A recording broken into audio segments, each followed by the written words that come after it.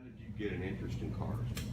You know, I've always liked tinkering with things mechanically. My dad was always, fixing something around the house, or lawnmower or tiller or something like that. And then when we became, I guess 10, 12 years old, we got some dirt bikes, and we were constantly, having to fix those things and break those things. As we were kids, they were always breaking. And so I've always enjoyed working with my hands and doing something mechanically, and just being outside, and instead of stuck in an office or on a chair or something like that. So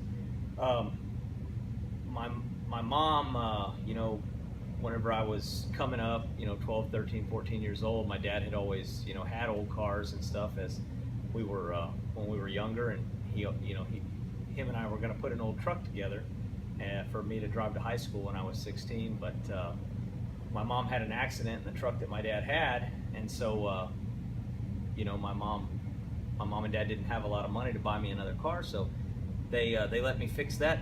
They let me fix that truck up and drive it to high school, and that's kind of what got me kind of started in cars. I kind of enjoyed fixing that thing and kind of bringing it back from something that would be scrapped normally, or just sold or something like that as a wreck. I kind of brought it back, and I enjoyed that portion of it. And I always thought paint and body work would be a good fit, because people that are bringing their cars into a paint and body shop actually care about what they look like. And so I always kind of was into having something nice, and kind of picked this instead of General Mechanics. I didn't want to just keep the Geo Metro running. I wanted to do something Right.